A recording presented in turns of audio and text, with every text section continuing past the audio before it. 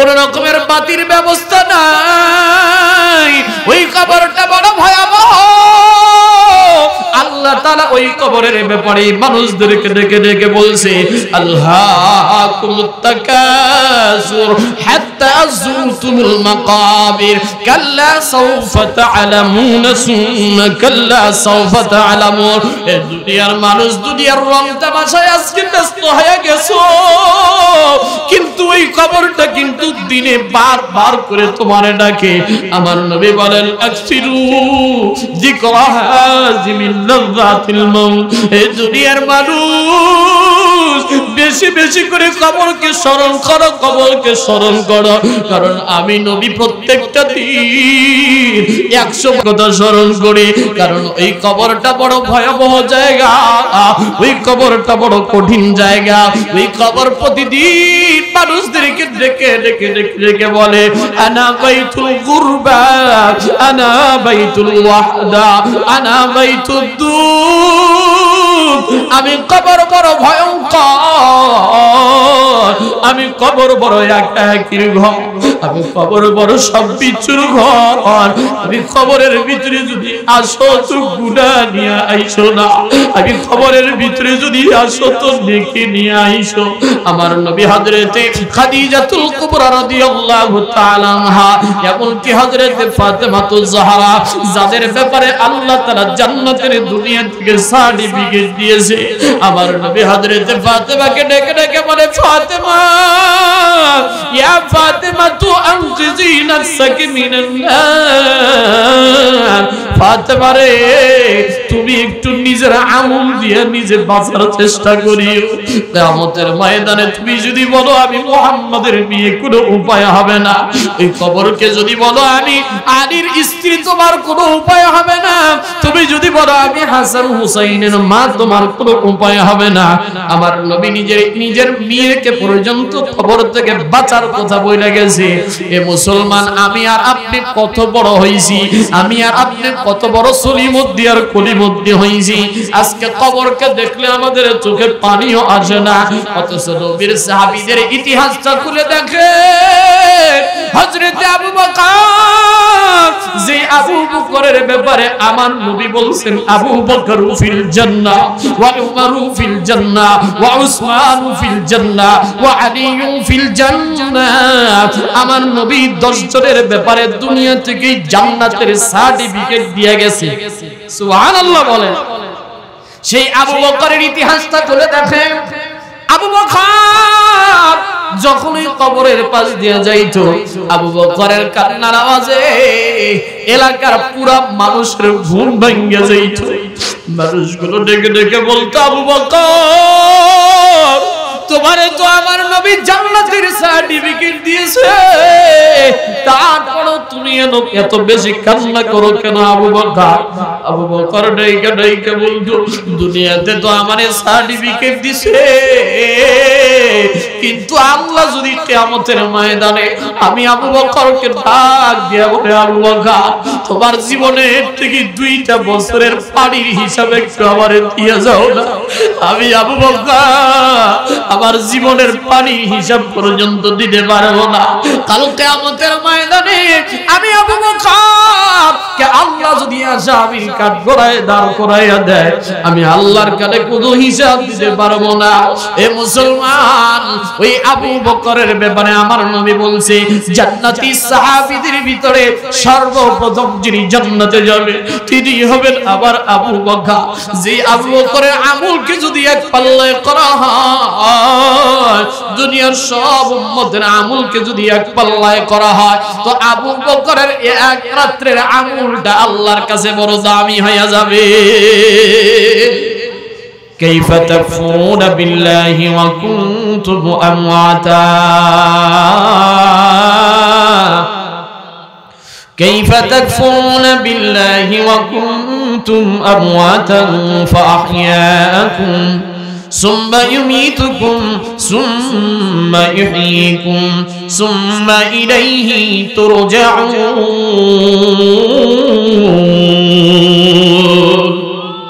আল্লাহ রাব্বুল আলামিন বলেন, কাইফা অর্থ বুঝেন, কাইফা তাকফুরুনা বিল্লাহ, কেমন করে তুমি তোমার রবের সাথে নাফরমানি করো? ওয়া কুনতুম আমওয়াতা, অথচ তুমি ছিলাম মৃত্যু। ফাহিয়াকুম, আমি আল্লাহ তোমাকে জীবন দান করেছি। জোরে একটু আওয়াজ দিয়ে বলেন তো, আমাদের জীবন দিয়েছেন কে? আর একটু জোরে বলেন না, আমাদের জীবন দিয়েছেন কে? আল্লাহ তাআলা ডেকে ডেকে বলে, বান্দারে আমি আল্লাহ তোমারে জীবন দিলাম, আমি আল্লাহ তোমার হায়াত দান করেছি, আমি আল্লাহ তোমারে মওত দিলাম। আল্লাহ তাআলা সূরাতুল মুলকের ভিতরে বলেন, তাবারাকাল্লাযী বিয়াদিহিল মুলকু ওয়া হুয়া আলা কুল্লি শাইইন কাদির।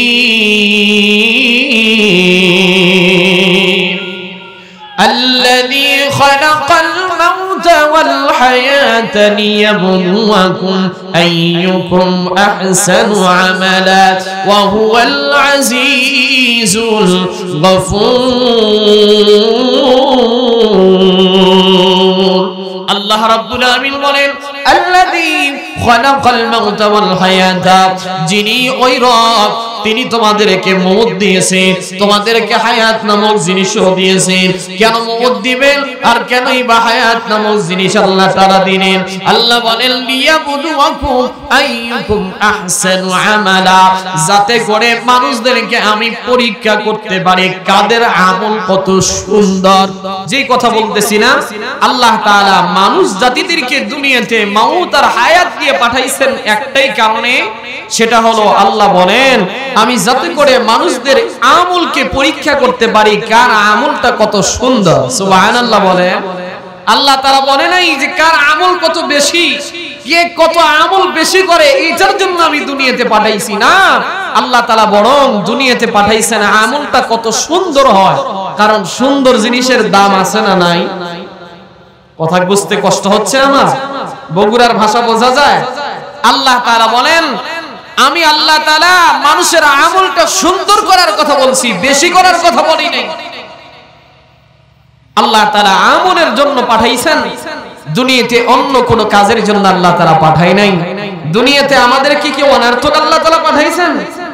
আল্লাহ রাব্বুল আলামিন ডেকে ডেকে বলেন সূরাতুল মুমিনুনের 115 নম্বর আয়াতের ভিতরে বলেন, আফাহাসিবতুম আন্নামা খালাকনাকুম আবাসান ওয়া আন্নাকুম ইলাইনা লা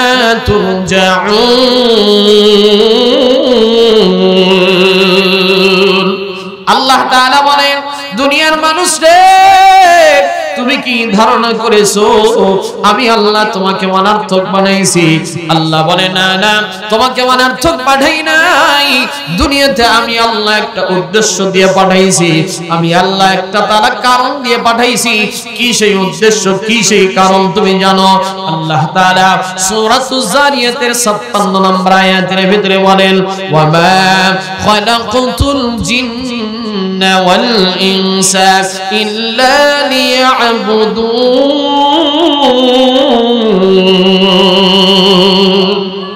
আল্লাহ তাআলা বলেন, ওয়া মা খালাকতুল জিন্না, আমি আল্লাহ মানুষ জাতি আর জিন জাতিদেরকে বানাইছি একটাই কারণে, সেটা হলো বান্দা আমার ইবাদত করবে, আমার গোলামি করবে, আমার দাসত্ব করবে।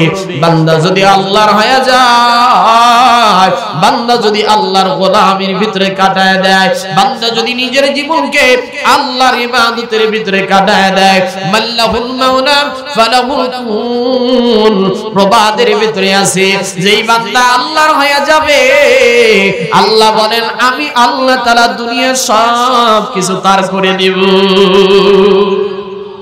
যে আল্লাহর হয়ে যায়, আল্লাহ বলেন দুনিয়ার সব কিছু আমি তার করে দেই। বান্দা তোমার জন্য আমি দুনিয়ার সব কিছু বানাইছি। তুমি যদি ডানে তাকাও, তুমি ডানে তাকাইনো আমি রবকে দেখতে পাইবা, তুমি যদি বামে তাকাও আমি রবের নিয়ামতগুলো তুমি দেখতে পাইবা। বান্দারে তুমি যদি সামনে তাকাও আমার নিয়ামতগুলো দেখতে পাইবা, তুমি যদি পিছনে তাকাও তবু আমার নিয়ামতগুলো দেখতে পাইবা। বান্দা দুনিয়ার কোনো কিছু যদি নাও দেখো, শুধুমাত্র তুমি তোমার বডির দিকে যদি তাকাও, আমি আল্লাহ তোমারে দুইটা হাত দিয়ে তোমারে বানাইলাম, আমি আল্লাহ তোমারে দুইটা চক্ষু দিলাম, আমি আল্লাহ তাআলা তোমারে একটা জবান দিয়ে দিছি, আমি আল্লাহ তোমারে দুইটা পা দিয়ে দিছি। দুনিয়ার কোনো কিছু দেখার দরকার নাই। দুনিয়ার কোনো নিয়ামত যদি তোমার নাও থাকে, শুধুমাত্র একটা বডির দিকে তুমি যদি তাকাও, তবুও তুমি তোমার রবের কদমে সিজদা দিতে বাধ্য হয়ে যাবা। এই জন্য আল্লাহ তাআলা কত মায়া করে মহব্বত করে আমাদেরকে বানাইছেন জানেননি? আল্লাহ তাআলা বলে দুনিয়ার ভিতরে সবচেয়ে সুন্দর করে আমি মানুষকে বানাইছি। আল্লাহ তাআলা একে একে 5টা কসম খাইছে, ওয়াত্তিন ওয়াজ্জাইতুন ওয়াতুরি সিনিন ওয়া হাদাল বালাদিল আমিন। আল্লাহ তাআলা একে একে 5টা কসম খাইছেন। আল্লাহ বলে 3-এর কসম, ওয়াজ্জাইতুন জাইতুনের কসম, ওয়াতুরি সিনিন তুর পর্বতের কসম, সিনাই পর্বতের কসম, ওয়া হাদাল বালাদিল আমিন নিরাপদ শহর মক্কা নগরীর কসম। আল্লাহ তাআলা 5টা কসম খায় খায় বলতেছেন, লাকাদ খালাকাল ইনসানা ফি আহসানি তাকবীর। আল্লাহ তাআলা কেন কসম খাইলেন? কসম খাওয়ার তো দরকার নাই, কারণ আল্লাহ তাআলা সব কথা হলো সত্য। দুনিয়ার মানুষ কসম খায় কখন? বলে যখন মানুষের কথা বিশ্বাস করতে চায় না, তখন কিন্তু কসম খায়। আল্লাহর কথা বিশ্বাস করা লাগবে না। কেন? কারণ আল্লাহর সব কথা সত্য। তারপরেও আল্লাহ কেন কসম খাইছেন? আল্লাহ তাআলা কসম খায় বুঝাইতে চায় পৃথিবীর ভিতরে আমি আল্লাহ মানুষ জাতিকে সবচেয়ে দামি বানাইছি। সবচেয়ে মানুষ জাতিকে আল্লাহ তাআলা দামি বানাইছে। কিন্তু মানুষ আমরা নিজেদের কদর তো নিজে বুঝি না। একটা মানুষ যদি নিজের বডির দিকে তাকায়, আল্লাহ তাআলা কত সুন্দর কণ্ঠ দিয়েছেন, ভোকাল দিয়েছেন। এই কণ্ঠ যদি না থাকতো, মানুষ কথা বলার মতো শক্তি সামর্থ্য পাইতো? জোরে বলেন। চোখ যদি না থাকতো, মানুষ দেখতে পারতো না। দুনিয়ার ভিতরে এত নিয়ামত দিছে, তারপরেও মানুষগুলো আজকে নাফরমানি করে। মানুষগুলো আজকে বলে আল্লাহ বলতে কিছুই নাই। এই জন্যই তো কবি কত সুন্দর করে বলে, আচ্ছা মানুষ বলো দেখি রাত্রি কেন কালো, চাঁদ সূর্য খোদা হতে পাইল এত আলো। আচ্ছা মানুষ বলো দেখি রাত্রি কেন কালো, চাঁদ সূর্য খোদা হতে পাইল এত আলো। পশু পাখি কয় না কথা, মানুষ কেন কয়? বলো বলো বলো এসব কেমন করে হয়? ফুলগুলি নানান রঙের কেমন করে হয়? পাতাগুলি সবুজ বটে ফুলের মতো নয়। আচ্ছা মানুষ বাস করে ভাই এই দুনিয়ার রঙে, হাতের লেখা আর চেহারা মিলে না কারোর সঙ্গে। আর মিলে না কথার ধরন আঙ্গুলের টিম, আর মিলে না কথার ধরন আঙ্গুলের টিম। আল্লাহ তাআলা একজন আছে, প্রমাণ হলো ঠিক। এ বান্দা তুমি দুনিয়ার কোন দিকে তাকাইবা? যেদিকে তাকাও সব দিকেই আমি আল্লাহ তোমার জন্য নিয়ামত রেখে দিয়েছি। কিন্তু আজকে বান্দা তুমি আল্লাহর নিয়ামত খাও, আল্লাহর নিয়ামত পাওয়ার পরে আজকে তুমি বলো দেয়ার ইজ নো গড, আল্লাহ বলতে কিছুই নাই। আজকে তুমি রবের সাথে নাফরমানি করো। এই জন্যই তো রব্বে কারীম তোমাকে ডেকে ডেকে বলে, বান্দারে তোমাকে আমি আল্লাহই বানাইছি। কাইফা তাকফুরুনা বিল্লাহি ওয়া কুনতুম আমওয়াতা ফাআহইয়াকুম সুম্মা ইউমীতুকুম। আল্লাহ বলে তোমাকে আমি আল্লাহ নিজে বানাইছি। একদিন তোমাকে আবার দুনিয়া থেকে বিদায় হয়ে চলে যাওয়া লাগবে, মৃত্যুর কাছে যাওয়া লাগবে। কত মায়ের সন্তান দুনিয়াতে আসে, কত মায়ের সন্তান দুনিয়াতে গর্ভ থেকে আসে, মরা অবস্থায় আসে কি আসে না? কথা বলেন। মায়ের গর্ভ থেকে দুনিয়াতে মরা অবস্থায় আসে। কত মায়ের সন্তান 3 মাস 4 মাস পর 2 বছর 3 বছর পরে দুনিয়াতে মরা অবস্থায় হয়ে যায়। কত মানুষ 2 বছরের হায়াত পায়, কত মানুষ 10 বছরের হায়াত পায়, কত মানুষ 20 বছরের হায়াত পায়, কত মানুষ 50 বছরের হায়াত পায়। আল্লাহ বলে বান্দারে এই হায়াতটা তো আমি আল্লাহ দিছি, আমি আল্লাহ আবার এই হায়াতটা উঠায় নিব। দুনিয়ার ভিতরে কোনো বড়াই করিও না, কোনো বড়াই করিও না। এ মানুষ তুমি তো কিছুই ছিল না, আমি আল্লাহ তোমারে সব কিছু দিয়ে দিছি। তুমি তো কিছুই ছিল না, আমি আল্লাহ তোমারে সব কিছু দিয়ে দিছি। এমন একটা সময় ছিল ছোট্টবেলায় তুমি হাঁটতেও পারতা না, তোমার মুখের ভিতরে কথা বলার শক্তিও ছিল না, হাতের ভিতরে শক্তি ছিল না, পা দিয়া চলার শক্তি ছিল না, মারে মা বলে ডাকার মতো শক্তি তোমার শরীরের ভিতরে ছিল না। আমি আল্লাহ তোমারে শক্তি দিলাম, আমি আল্লাহ তোমারে এত নিয়ামত দিয়ে দিয়ে আস্তে আস্তে করে তোমাকে হাঁটি হাঁটি পা পা করে বড় করলাম। আজকে তুমি শৈশবকাল পেরিয়ে কৈশোর বয়সে চলে এসেছো। আবার এমন একটা সময় আসবে এই কৈশোর কাল পেরিয়ে আমাদেরকে বৃদ্ধ অবস্থায় যাওয়া লাগবে কি লাগবে না? জোরে বলেন, কষ্ট পাচ্ছেন কি আপনারা? বৃদ্ধ অবস্থায় আমাদের সবাইকেই যাওয়া লাগবে। এজন্যই তো আল্লাহ রাব্বুল আলামিন সূরাতুদ দাহরের ভিতরে ডেকে বলেন হাল আতা আলাল ইনসানি হিনুম মিনাদ দাহরি লাম ইয়াকুন শাইআন মাযকুরা।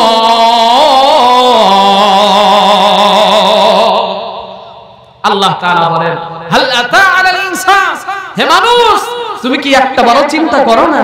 হাইনুম মিনাদ দাহরি লাম ইয়াকুন শাইআন মাযকুরা, এমন একটা সময় তোমার উপর অতিবাহিত হয়ে গেছে যে তুমি এই দুনিয়ার ভিতরে উল্লেখিত বস্তুই ছিল না। আজ থেকে 100 বছর পূর্বে 200 বছর পূর্বে এই এলাকার ভিতরে আব্দুল খালেক নামে কাউকে কেউ চিনতো না। আজ থেকে 100 বছর পূর্বে আমি আব্দুল আউয়াল শেরপুরীরে কেউ চিনতো না। আজ থেকে 200 বছর পূর্বে কারি মিজানুর রহমান সাহেবরে কেউ চিনতো না, মাওলানা হারিসউদ্দিন উজারিরে কেউ চিনতো না, মাওলানা হামিদ সিরাজিরে কেউ চিনতো না। আজ থেকে 300 বছর পূর্বে আমাদের বাপ দাদাদের কেউ অনেকে চিনতো না। কথা বলেন, কথা বলেন। অস্তিত্ব ছিল না, কিন্তু আল্লাহ তাআলা আমাদেরকে অস্তিত্ব দিয়েছেন। এজন্যই কবি কত সুন্দর করে বলেন মানাবুদে মুতাকাদা বানাবুদ, মানাবুদে মুতাকাদা বানাবুদ, লুৎফে তুলে গুফতায়ে ইমামি শুনুদ আদমিয়ত দাদা ইমাম জম মুসলমান করদাইম আদমিয়ত দাদা ইমাম জম মুসলমান করদাইম হে খোদা কুরবা সওয়াম ইহসাব ওয়া ইহসান করদাইম, আয় খোদা কুরবা সওয়াব ইহসাব ওয়া ইহসান করদাইম। কবি এজন্যই বলেন আমি আজকে ছিলাম, তার আগে তো 100 বছর পূর্বে ছিলাম না। আমাদেরকে রব্বে কারীম বড় দয়া করে বড় ইহসান করে দুনিয়াতে পাঠাইছে, কিন্তু আমি আপনি দুনিয়াতে আসার পর দুনিয়ার ভিতরে ইবাদত না করে লিপ্ত হয়ে গেছি। অথচ আল্লাহ বলেন আমি তোমাদেরকে বানাইছিলাম ওই আমার ইবাদতের জন্য। কিসের জন্য? আমরা কি সঠিকভাবে তার ইবাদতটা করি? সবাই বলেন সঠিকভাবে তার ইবাদতটা করি না। মসজিদের পাশ দিয়ে যুবক হেঁটে যায়, কিন্তু মসজিদে আযান হয় ফজরের আযানের সময়, হাইয়া আলাস সালাত হাইয়া আলাল ফালাহ, আস-সালাতু খায়রুম মিনান নাওম। যুবক মসজিদের পাশ দিয়ে হেঁটে যায়, যোহরেও যায়, আসরেও যায়, মাগরিবেও যায়, এশারের নামাজের সময় যুবক হেঁটে যায়। মসজিদের পাশ দিয়ে হাঁটলো, তবুও মসজিদের ভিতরে ঢুকে না। আমার আল্লাহ ডেকে ডেকে বলে বান্দারে তুই কি একটাবার চিন্তা করলি না আমার মসজিদের পাশ দিয়ে যে হেঁটে যাস, এমনও তো হইতে পারে ফজরের নামাজের সময় তোমার মৌতের এলান হয়ে যাইতে পারে, এমনও তো হইতে পারে যোহরের নামাজ যে তুমি পড়লা না, যোহরের নামাজের সময় তোমার নামটা মসজিদের মাইকে এলান হতে পারে। এই দুনিয়ার মানুষ, এই দুনিয়াতে আমিও থাকবো না, তুমিও থাকবা না। এজন্যই রব্বে কারীম বলে সূরাতুল আনকাবুতের 57 নম্বর আয়াতের ভিতরে আল্লাহ তাআলা ডেকে ডেকে বলেন কুল্লু নাফসিন যায়িকাতুল মাউত সুম্মা ইলাইনা তুরজাউন। আল্লাহ তাআলা ডেকে ডেকে বলেন দুনিয়ার ভিতরে প্রত্যেকটা প্রাণীকেই মৃত্যুর স্বাদ আস্বাদন করতে হবে, এই দুনিয়াতে কেউ থাকতে পারবে না। কবিও কত সুন্দর করে বলেছেন মুতাকাসিন কুল্লু নাসিন সারবু, মুতাকাসিন কুল্লু নাসিন সারবু কবর বাইতিন কুল্লু নাসিন দাখিলু আজবি জানা কলবি জানা, জানা তো এক দিন है আজবি জানা কলবি জানা, জানা তো এক দিন है। চল মুসাফির সফর কা রাস্তা বহুত দূর है, চল মুসাফির সফর কা রাস্তা বহুত দূর है। এজন্যই কবি বলছেন হয়তোবা আজকেও যাওয়া লাগতে পারে, কালকেও হয়তোবা তোমাকে যাওয়া লাগতে পারে কি পারে না। হয়তোবা আগামী কালকে যাবা, ওই মৃত্যুর পেয়ালা তোমাকে পান করতে হবে, এই কবরের বাড়িতে তোমাকে যাইতেই হবে, কেউ কিন্তু রেহাই পাবো না রে বাবা। এ মুসলমান, এ ডিলার বাড়ি সিঙ্গারদার মুসলমান, কচুয়া চাঁদপুরের মুসলমান, বড় লম্বা আলোচনা নয়, হৃদয়ে নাড়া দেওয়ার জন্য অল্প কিছু কথাই যথেষ্ট। একটু মন দিয়া কথাগুলো যদি বুঝে থাকেন, এতক্ষণ পর্যন্ত আমি আপনাদেরকে যে জিনিসটা বুঝাইতে চেয়েছি বুঝে থাকলে একটু বলেন তো, আমরা কি কেউ দুনিয়াতে থাকতে পারবো? একটু আওয়াজ দিয়ে বলেন পারবো? কেউ থাকতে পারবো না, একমাত্র থাকবেন তিনি হলেন কে? একটু হাতটা উঠায়া বলেন না তিনি হলেন কে? একমাত্র যিনি থাকবেন তিনি হলেন আল্লাহ। আল্লাহ তাআলা কোরআন কারীমের ভিতরে ডেকে ডেকে বলেন কুল্লু মান আলাইহা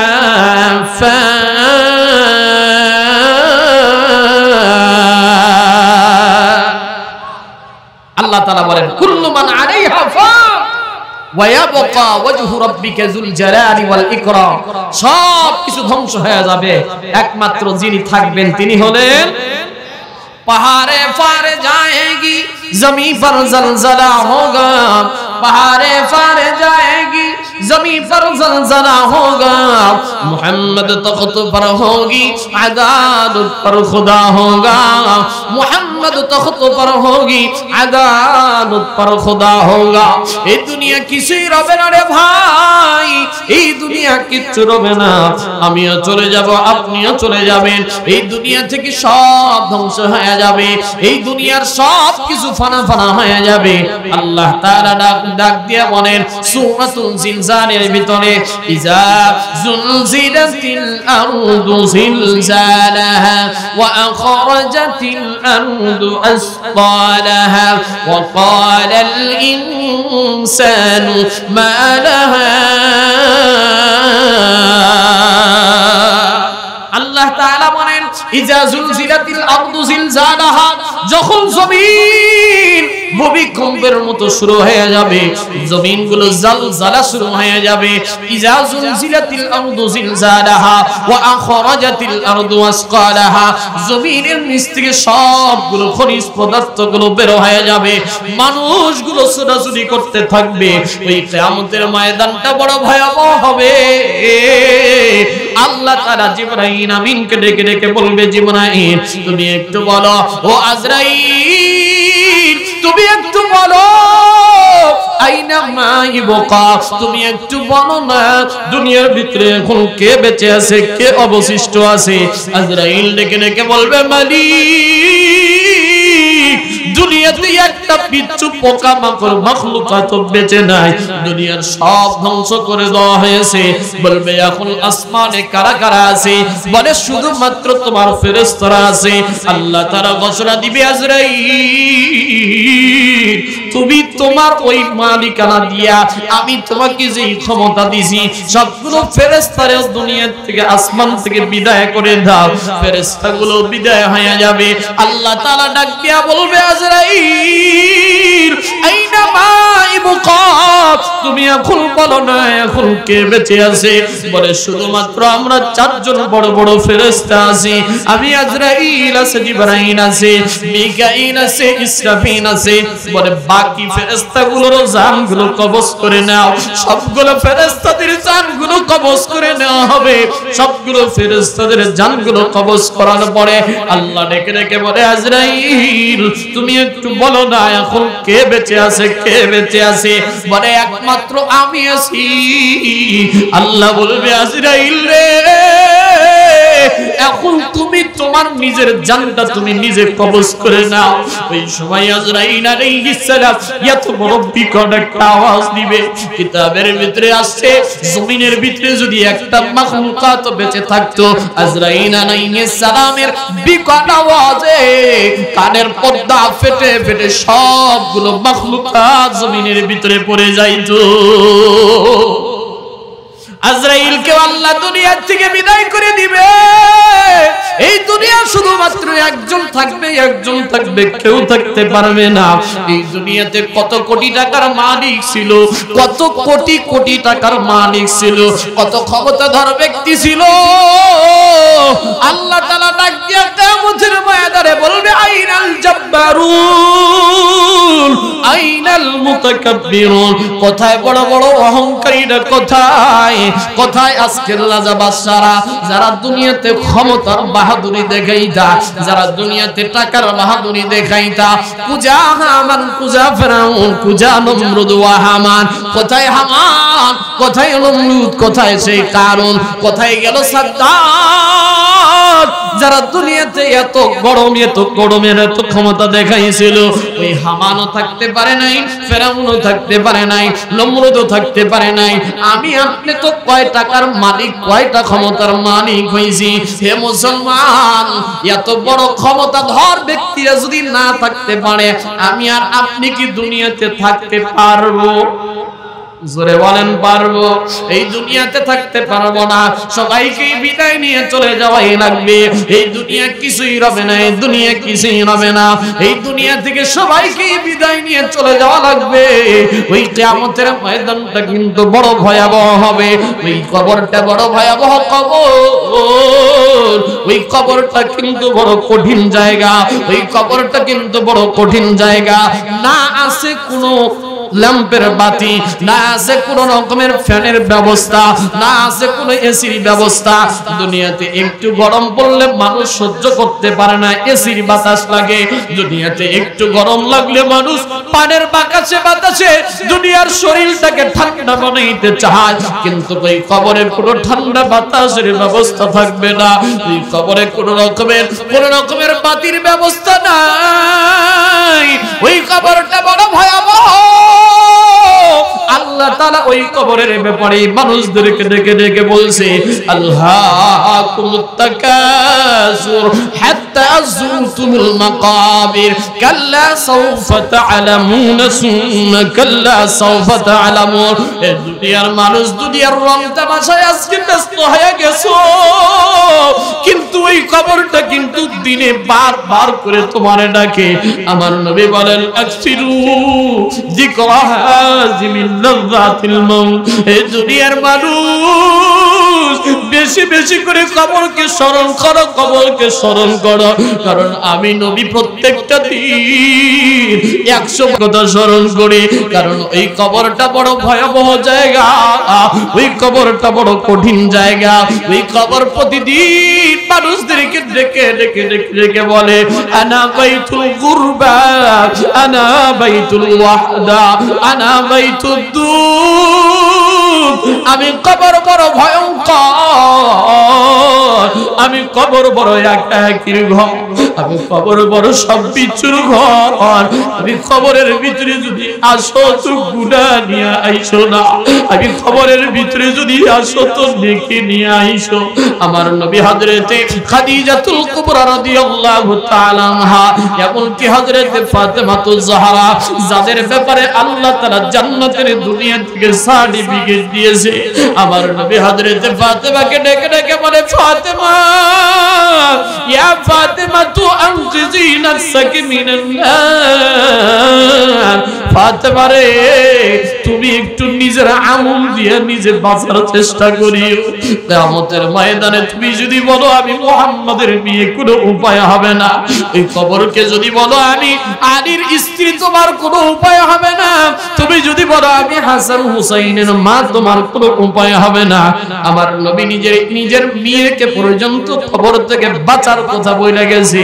এ মুসলমান, আমি আর আপনি কত বড় হইছি, আমি আর আপনি কত কত বড় সলিমদ্দি আর কলিমদ্দি হইছি, আজকে কবরকে দেখলে আমাদের চোখে পানিও আসে না। অথচ নবীর সাহাবীদের ইতিহাসটা খুলে দেখে, হযরত আবু বকর, যে আবু বকরের ব্যাপারে আমার নবী বলছেন আবু বকর ফিল জান্নাহ ওয়া উমর ফিল জান্নাহ ওয়া উসমান ফিল জান্নাহ ওয়া আলী ফিল জান্নাহ। আমার নবী 10 জনের ব্যাপারে দুনিয়া থেকে জান্নাতের সার্টিফিকেট দিয়ে গেছে। সুবহানাল্লাহ বলেন। সেই আবু বকরের ইতিহাসটা খুলে দেখেন, আবু বকর যখনই কবরের পাশ দিয়ে যাইত, আবু বকরের কান্নার আওয়াজে এলাকার পুরা মানুষের ঘুম ভেঙে যাইত। মানুষগুলো ডেকে ডেকে বলতো, আবু বকর, তোমারে তো আমার নবী জান্নাতের সার্টিফিকেট দিয়েছে, তারপরও তুমি এত বেশি কান্না করো কেন আবু বকর?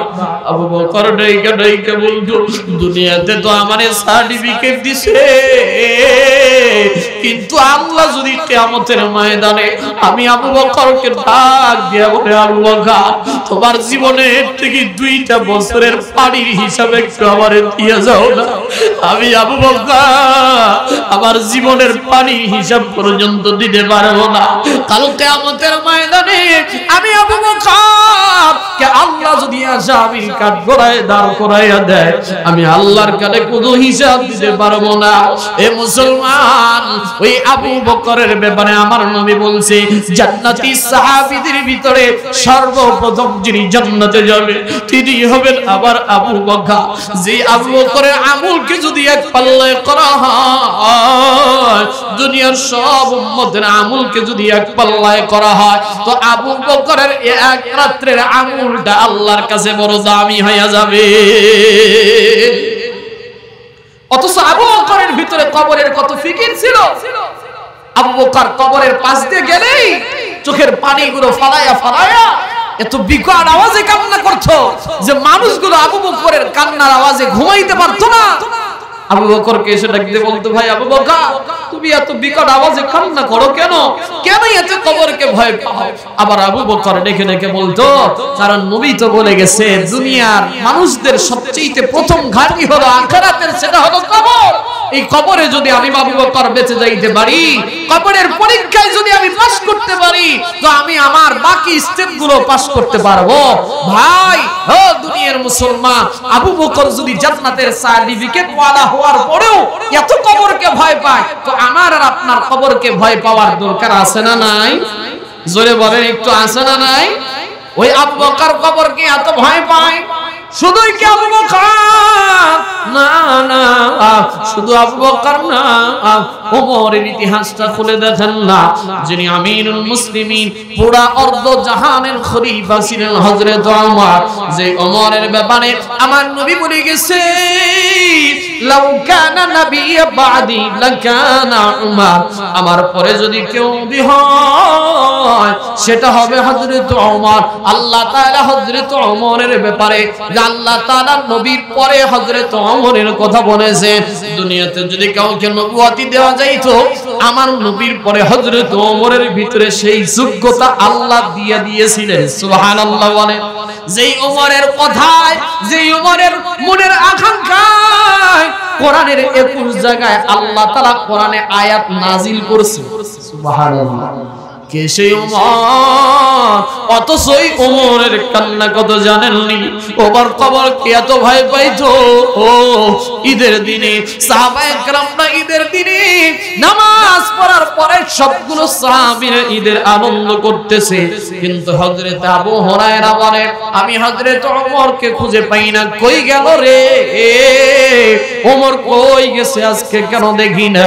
হযরত আবু হুরায়রা বলে, আমি তালাশ করতে করতে করতে করতে যাইয়া দেখি হযরত ওমর ঘরের দরজা জানলাগুলো লাগায়া বন্ধ করে জায়নামাজের উপরে শুয়ে শুয়ে কান্না করতেছে, ফুপায়া ফুপায়া কান্না করতেছে। সিজদা দিয়া হযরত ওমর কাঁদে, হযরত আবু হুরায়রা ডেকে বলে ভাই ওমর আজকে ঈদের দিন কেন আপনি এত বেশি কান্না করেন? আজকে তো আনন্দ করার দিন, মুসলমানের দুইটা দিন মাত্র আনন্দ করার, আপনার তো আজকে আনন্দ করার কথা। ওমর ডেকে বলে ভাই আবু হুরায়রা একটা মাস রোজা করেছি, একটা মাস তারাবির নামাজ পড়েছি, কোরআনের খতম গুলো করেছি, সাদাকাতুল ফিতর আদায় করেছি, যাকাতের বিধান আদায় করেছি, কিন্তু আমি ওমর জানি না আমার এই সবগুলো আমল আল্লাহর দরবারে কবুল হয়েছে কিনা। আমি ওমর আজকে কেমনে আনন্দ করব, কেমনে আনন্দ করব? কারণ আমি ওমরকে আল্লাহ যদি ডাক দিয়া কিয়ামতের ময়দানে আদালতের কাঠগড়ায় দাঁড় করায় দেয়, ওমর রে তোমার একটা রোজাও কবুল হয় নাই, ওমর রে তোমার একটা নামাজও কবুল হয় নাই, আমি ওমর তো জানি না আমার নামাজগুলো কবুল হয়েছে কিনা, আমি ওমর তো জানি না আমার রোজাগুলো কবুল হয়েছে কিনা। তোমরা যাও, আমি আজকে আনন্দ করতে পারবো না, আনন্দ করতে পারবো না। যে ওমরকে আল্লাহর নবী জান্নাতের সার্টিফিকেট দিয়েছে, আমার নবী বলেন ওমর জান্নাতি সাহাবীদের ভিতরে অন্যতম একজন সাহাবী। ওই ওমর যদি কবর দেখে এত কান্না করে, ওই ওমর যদি কবরের ফিকরে এত কান্না করে, আমার আপনার কবরের ফিকরে কান্না করার দরকার আছে না নাই? জোরে বলেন না আছে না নাই? এ মুসলমান, তৃতীয় নম্বর সাহাবীর কথা শুনেন, যার নামে বলা হয় উসমানে যুন্নুরাইন, যিনি আমার নবীর দুইটা মেয়ের জামাতা হিসেবে গ্রহণযোগ্যতা পেয়েছেন। আল্লাহর নবী বলেন আমার যদি আরো মেয়ে থাকতো আমি ওসমানের সাথে সবগুলো মেয়ের বিবাহ দিতাম। ওসমানের এত লাজুকতা ছিল, এত লাজুকতা ছিল, সেই ওসমান কেমন কবরকে ভয় পাইতো জানেননি? মৃত্যুর কথা স্মরণ হয়নি, হযরত ওসমান চোখের পানিগুলো ফলায়া দিত। কবর দেখলেই হযরত ওসমানের চোখ দিয়ে পানিগুলো দরদর করে পড়ে যাইত, চোখের পানিগুলো দিয়া দাড়ি মোবারক হযরত ওসমানের ভিজে গেছে। মানুষগুলো ডেকে ডেকে বলতো ভাই ওসমান তুমি একটু বলো না কেন তুমি কবরকে কেন এত ভয় পাও, কেন তুমি কবরকে এত বড় ভয় পাও? অথচ নবী তো তোমার নামে জান্নাতের সার্টিফিকেট দিয়ে দিয়েছে।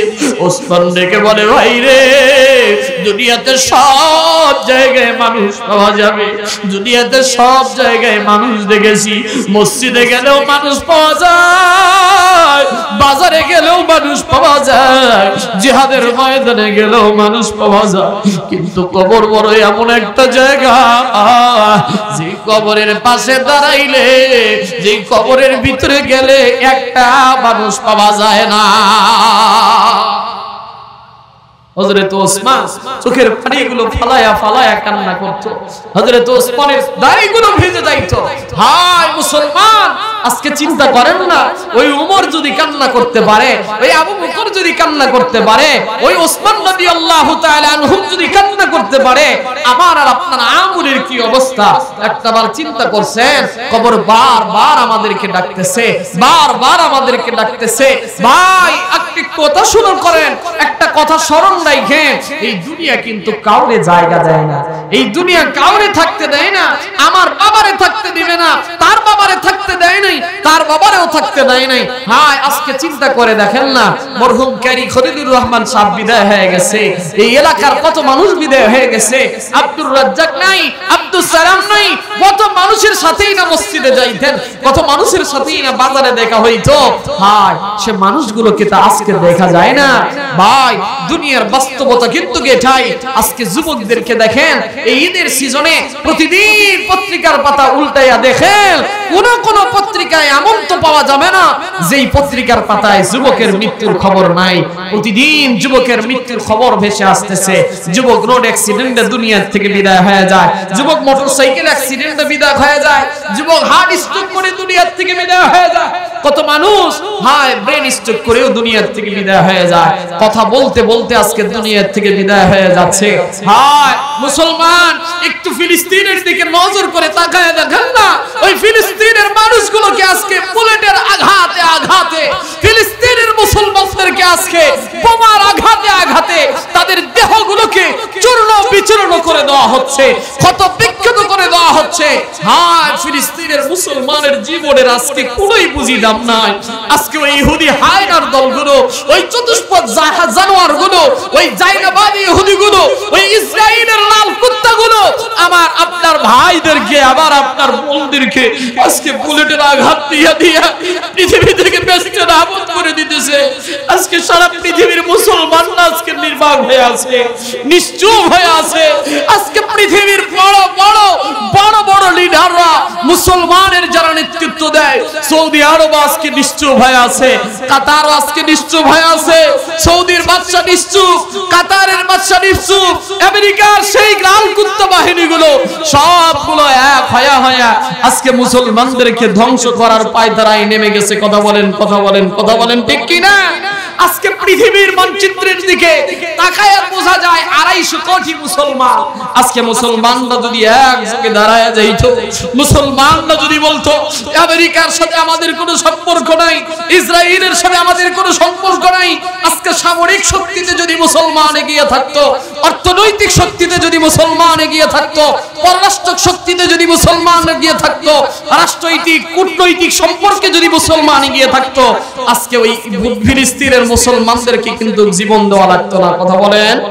আজকে মুসলমানের জীবনের মনে হয় কোনোই দাম নাই, এমন একটা পরিস্থিতি আমাদের তৈরি হয়ে গেছে। এই জন্য মুসলমান এখনো এক হওয়া লাগবে, এখনো মুসলমানদের ঈমানি শক্তি বৃদ্ধি করা লাগবে। মুসলমানরা যদি এখনো ঈমানি শক্তিতে বৃদ্ধি হয়, ঈমানি বলে যদি বৃদ্ধি হয়, ঈমানি বলে যদি বলিয়ান হয়, মুসলমানদের কিন্তু কোটি কোটি জনসংখ্যার দরকার নাই। বদরের যুদ্ধের ময়দানে 313 জন মুসলমান, পক্ষান্তরে কাফের। উহুদের যুদ্ধের ময়দানে 1000 মুসলমান, পক্ষান্তরে হাজার হাজার কাফের বেদুইনরা ছিল। তারপরও আল্লাহ তাআলা মুসলমানদের বিজয় দিয়েছিল কিনা? কথা বলেন, দিছে কিনা? কিন্তু আমাদের মুসলমানদের ভিতরে আজকে বিভেদ ঢুকে গেছে। মুসলমানরা আজকে দলে দলে বিভক্তি শুরু হয়েছে। কে আহলে হাদিস, কে সুন্নি, কে ওয়াহাবি, কে আজকে জামাতি, কে আজকে আওয়ামী লীগ, কে বিএনপি, এগুলো নিয়ে আমরা দলে দলে বিভক্ত হয়ে গেছি। আর ইহুদি নাসারা এই সুযোগ বুঝে আমাদের মুসলমানদেরকে দুনিয়া থেকে নেস্তেনাবুদ করা শুরু করে দিয়েছে। কথা বলেন। মুসলমান ভাই, মৃত্যু তো সবাইকেই হতে হবে, মৃত্যুবরণ সবাইকেই করতে হবে। কিন্তু যদি ওই ফিলিস্তিনের মুসলমানের মতো আমরাও নিজেদের জীবনটাকে যদি বিলিয়ে দিতে পারতাম, তো আল্লাহর জান্নাতের কাতারে, শহীদদের কাতারে আমরা যাইতে পারতাম। কথা বলে। আজকে ঈমানটা আমাদের বড় দুর্বল। কবর থেকে কিন্তু কেউ রেহাই পাবে না, কেউ ছাড়া পাবো না। এই কবরের ময়দানে, কবরের ভিতরে কিন্তু সবাইকেই যাওয়া লাগবে। ওই কিয়ামতের ময়দানে আমাদের সবাইকেই দাঁড়ানো লাগবে। কিয়ামতের ময়দানটাও কিন্তু বড় ভয়াবহ হবে। কবর যেমন বড় ভয়াবহ, আমার নবী বলছেন, আল কবরু রাউযাতুম মির রিয়াজিল জান্নাহ আও হুফরাতুম মিন হুফারিন নার। কবরটা কারোর জন্য হবে জান্নাতের টুকরা, কবরটা কারোর জন্য হবে জাহান্নামের গর্ত। দুনিয়ার ভিতর থেকে যদি তুমি গুনাহ নিয়ে কবরে যাও, তো কবরটা আমার আপনার জন্য সংকীর্ণ হয়ে যাবে। আমার নবী বলেন, এক পাজরের মাটি আরেক পাজরের ভিতরে এসে হাড্ডিগুলো চূর্ণ বিচূর্ণ করে দিবে। হ্যাঁ, দুনিয়ার একটা মানুষও আপনাকে সহযোগিতা করবে না। দুনিয়ার বাবা যাবে না, দুনিয়ার ভাই যাবে না। মুসলমান, একটা কথা স্মরণ রাখেন, একটু দেখেন তো, মিলাইয়া নেন তো আপনার আমার সাথে কথাগুলো মিলে কিনা। যদি আজকে ফজরের সময় আমি মারা যাই, আজকে ফজরের সময় যদি আপনি মারা যান, হয়তো আগামী কালকেও আমি আব্দুল আউয়ালের নামটা মাইকে এলান হতে পারে, আব্দুল সালামের নামটা মাইকে এলান হতে পারে, আব্দুল গফুরের নামটা মাইকে এলান হতে পারে। আগামী কালকে ফজরের সময় মারা গেলে আমার আপনার আপন মানুষগুলো ওই যে আপনার টাকারের বাজারে যাবে, ওই মুগরার বাজারে যাবে, কচুয়া চাঁদপুর বাজারে যায় আমার আপনার জন্য কাফনের 3খানা কাপড় কিনে নিয়ে আসবে। কথা বলেন, নিয়ে আসবে কি নিয়ে আসবে না? আপন মানুষগুলো আপনারে আমারে বিদায় করার জন্য প্রস্তুত হয়ে যাবে। ফজরের নামাজে যদি লাশ জোহরের নামাজে আপনাকে বিদায় করার জন্য প্রস্তুত হয়ে যাবে। আমারে আপনারে তিনখানা কাপড় দিয়া চকলেটের মতো জড়ায়া আমারে আপনারে শেষ বিদায়ের গোসল দিয়ে দিবে। গড়ই পাতার গরম পানি জ্বালায়া আমারে আপনারে শেষ বিদায়ের গোসল দিয়ে দিবে।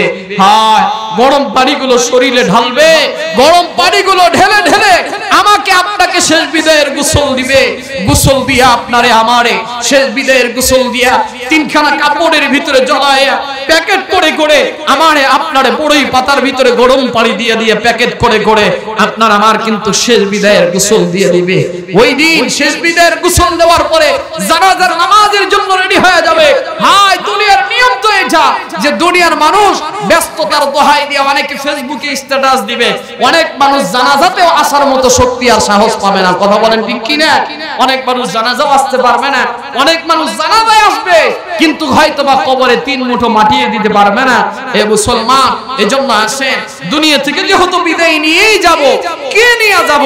আজকের এই মাহফিল থেকে ওয়াদাবদ্ধ হই, দুনিয়াতে যতদিন বেঁচে থাকবো আর গুনাহ করব না, আর মানুষের অন্যায় করব না, নামাজ বাদ দিব না, রোজা বাদ দিব না, হজ ফরজ হলে হজ করব।